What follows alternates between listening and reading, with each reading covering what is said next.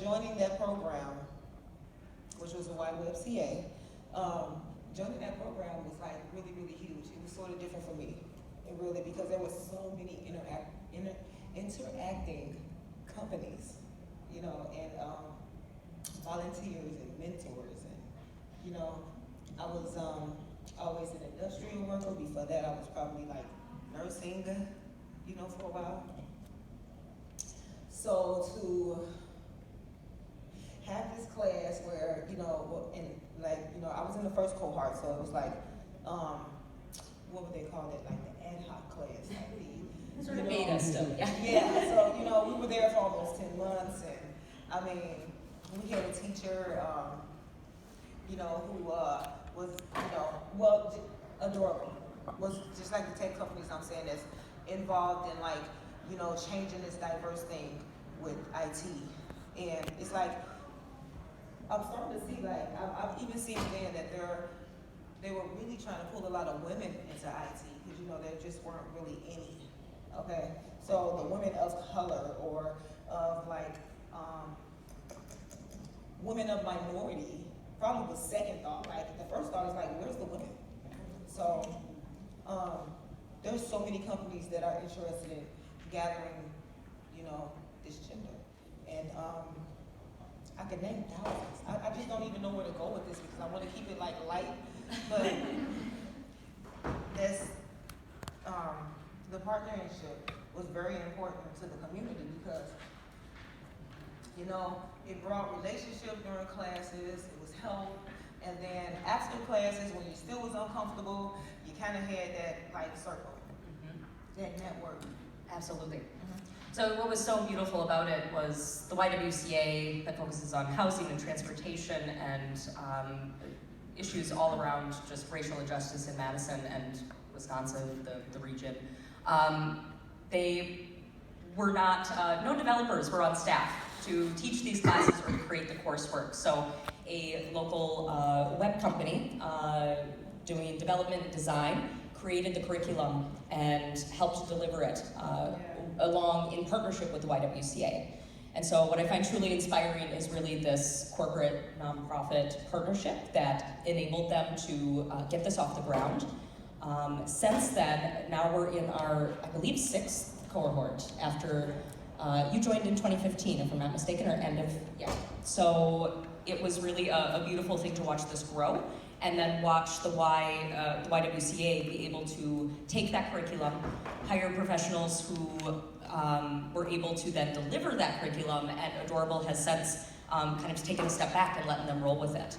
And it definitely depends on these corporate partnerships. Again, the internships are key, where even if you have this experience, but maybe you don't have that bachelor's of computer science, it's really hard to get through the recruiting process. So these internships gave you a chance to really get an inside look at a tech company and be there for at least 6 months, if not turn into full-time work afterwards. And what an opportunity. So can you speak a bit about your internship at Flexion? There's so much I can say. You need something a little smaller? What part? Did you feel prepared from the classwork, from what you had learned at YWeb, going into Flexion? Wow. That's a great question. So, no, I wasn't prepared at all. I was not prepared for that. I wasn't prepared to go into the IT field. Okay. The moment I walked into Flexion, there was this welcoming sense, and everybody was just like Scott. And again, the tech company getting involved with the program, I was able to build that relationship with Scott. And he's not only a person that works at Flexion, he's like the founder, one of the partners. But anyway, building that relationship, it was the exact same walking into Flexion. I wasn't prepared for it, but I felt in comfort zone right away with stuff. So the internship went okay. We started off with a lot of team building. The company kind of worked, worked me in a bit into a comfort zone, and then once they see that I was ready and able to do it, then I was complicated task and very very demanding task. Like, it felt good to actually be, I'm sorry, I was not using the mic. It felt really good to be like put on a task that was demanding, like highly demanding, you know, and they relied on my work instantly. So that internship went very well. Then I got hired. I continued on with the I took a longer contract with the company I was working with while I was on internship. It went really well. The whole time there was mentorship, you know, and guidance. Which is so key. I think for any job that you have, not even tech exclusively, you can learn everything from the books, but once you're actually on site at a company, every company's culture is different, the tools they use are different, and honestly, I don't think any of us, you know, raise your hand if you've ever felt uncomfortable on your first day at a new job, you know? Yeah. So, so you're not alone. And yet, it's these internships that really give you that chance to kind of try on the company, see if it's the right fit, and to move on. So, curious if you talk more. American Family Insurance, a sponsor here today. I walked through the AmFam gate here into Lambeau, so obviously a big presence across Wisconsin, and they do a ton in terms of philanthropy. I'm sure you've all heard of or seen the commercials on TV with our favorite sports players. But how has it been moving from Flexion into American Family? And did you feel more prepared to move into that role after your time at Flexion? Yeah, I did. I did feel absolutely more prepared. I was ready for it. You know, I don't know if I was ready for the change in atmosphere, the environment change. I know it was open floor plan. However, American Family Insurance was also there during the YWCA class. So once again, there was this comfort zone, and this kind of a little bit of a base build knowledge that I had of what AmFam was and what it looked like from a tour. You know, again, that's why it was important for the corporate, you know. So what do you continue to do? Are you trying to do you mentor now with Wide Web or stay in touch with your cohort? Absolutely. There are some of us that stay in touch more so from the first cohort. I still mentor with the class. I think the last 2 classes, it's been super busy, so I haven't been there as much. I still participate with the YWCA as much as possible. And it's amazing what they learned from the first cohort, where they started embedding the suite of tools that you use, started teaching them how to use Slack and different languages that other companies that they have interns at were using. And so they've continued to develop the curriculum in partnership with all of these other companies in town, but again, be able to own it as a nonprofit. And so it's really a beautiful example of how a nonprofit can help support the work that tech really needs to do, and at the same time for the companies to be able to help this nonprofit in this really important work. So I think you already touched on it, but I would say, to try to keep it light. Some of you may know the atmosphere of tech is not always the most friendly to when you're not a programmer. So I think we've all had our own stories of how maybe this hasn't been the most welcoming environment, and yet it's really on all of us to do that work and to stay and to double down on this and try to make that difference, go back and mentor people. I love going to schools. Career days are some of my favorite things.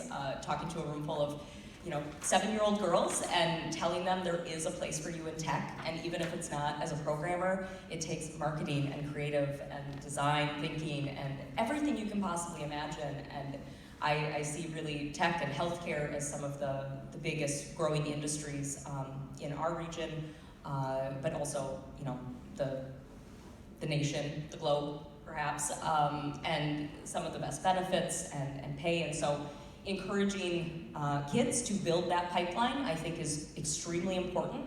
But on the other end of it, we need to be doing more workforce development and making sure that even adult learners who are ready for this and want to do this have a pathway to get into these amazing burgeoning industries. So if there are any folks in here, entrepreneurs, businesses, I really encourage you to think about the work that you do and how it makes an impact on your community. I am a true believer in that anybody, anywhere can find a way to benefit the people right outside your door.